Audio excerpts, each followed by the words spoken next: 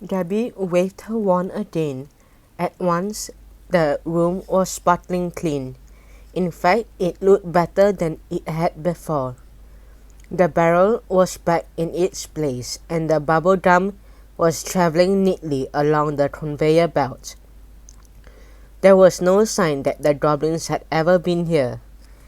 Gabby hugged Rachel and Kirsty, and then gently tapped their shoulders with her wand. They returned to their normal size in the blink of an eye. Just then they heard a sound that grew louder and louder. "It is footsteps," said Rachel in alarm. "Someone is coming." Gabby slipped into Rachel's pocket just as the factory workers came back into the room, following the lady in the pink suit. Everyone looked a lot happier. "I am delighted that all the gum testers' mouths have been unstuck," the lady said. "Everything seems to be back to normal in here, so please return to your work."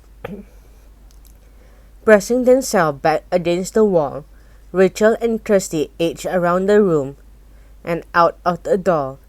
They had just reached the helping hands bag of bubblegum when they heard a familiar voice.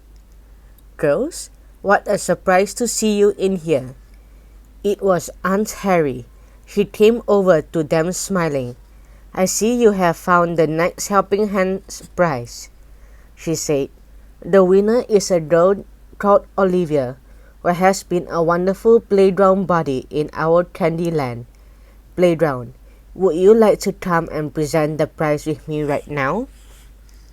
The girls agreed eagerly, relieved that Aunt Harry had not asked them to explain what they were doing in the bubblegum department.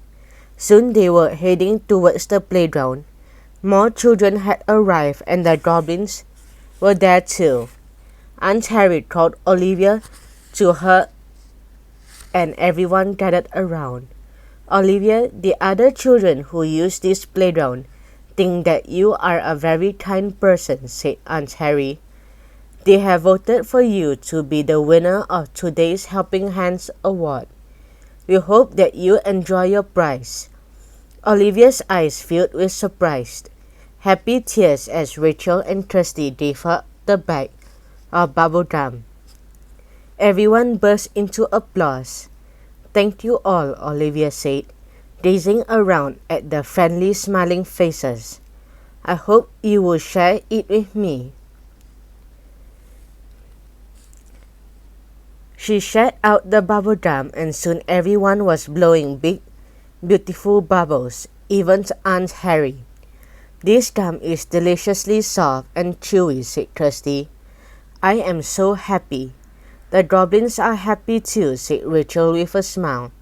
The goblins were joining in with the bubble blowing and even clapped when Olivia managed to blow the biggest bubble of all. While everyone else was laughing and playing, Rachel and Kirsty dug under the slide. Gabby fluttered out of Rachel's pocket and gave each of them a gentle kiss on the cheek. "Thank you for helping me today," she said. "We are one step closer to making the Harvest Feast a success. Please tell Lisa and Shelley that we will be ready to help find the other missing sweets," Kirsty said, looking determined.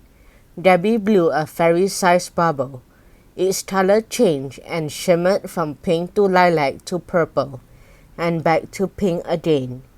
It was the tiniest, most perfect bubble that the girls had ever seen. As they gazed at it, Gabby disappeared with a pop. She had gone back to fairyland, but her bubble drifted upwards, higher and higher into the sky.